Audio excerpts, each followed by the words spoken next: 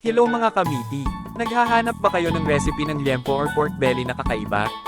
Subukan nyo itong tinolang liempo. Siguradong mapapa-extra rice ka sa sarap. Simulan na natin ang pagluluto. Hugasan ng 1 kilong pork liempo at alisin ang balat para maalis ang anggo. Pwede din naman hindi alisin pero subok na namin na mas masarap kapag inaalis ang balat ng baboy. Pwede rin naman gawin yung chicharon ng balat pag nakaipon na kayo ng marami. Pagkatapos ay hiwain ang liempo ng mga 1 inch ang haba. Huwag yung masyadong liitan ng hiwa. Itabi ang pork belly sa isang malinis na lalagyan. Mag-init ng mantika sa kawali at ilagay ang luya at igisa ng ilang segundo. Pagkatapos ay ilagay ang bawang at igisa rin ng ilang segundo. Ilagay ang sibuyas at halong-haluin hanggang lumambot.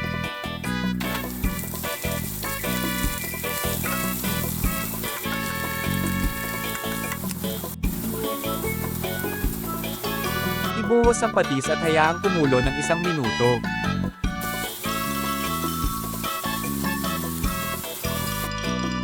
Pagkatapos ay ilagay ang hiniwang pork liempo at haluin ng ilang segundo upang humalo ang mga sibuyas at bawang sa karne.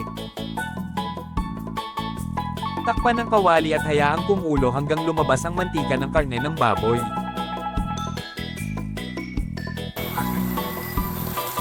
Lagyan ng paminta at halong-haluin ang karne hanggang medyo magkulay brown. Ang tawag sa procedure na ito ay sangkutsa, para lumabas ang linamnam ng karne ng baboy.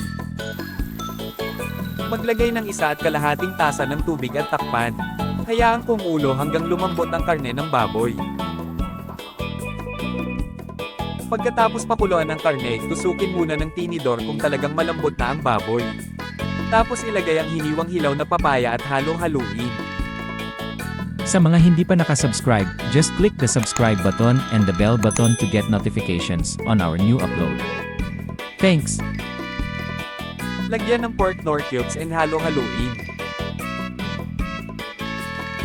Takpan ng kawali at hayaang maluto hanggang lumambot ang papaya. Dagdagan ng tubig kung kinakailangan. Maglagay din ng 2 siling haba o siling panigang. Sa mga naghahanap ng kumpletong listahan ng ingredients, check nyo po sa description box sa bandang ibaba ng video.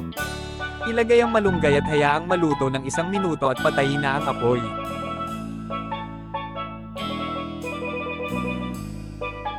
Mag-ready na kayo ng 1 kalderong kanin pagkat ito ay talagang yummy. Tara mga kamiti, kain na po tayo. Please like and share the video. Maraming salamat po. Bumisita rin po kayo sa aming website na Lasang Pinoy Meaty Recipes. Mag-subscribe din po kayo sa aming channel na Lasang Pinoy Meaty Please show Recipes. your love by subscribing to our YouTube channel. Just click the subscribe button and the bell button to get notification on new video uploads. Thanks.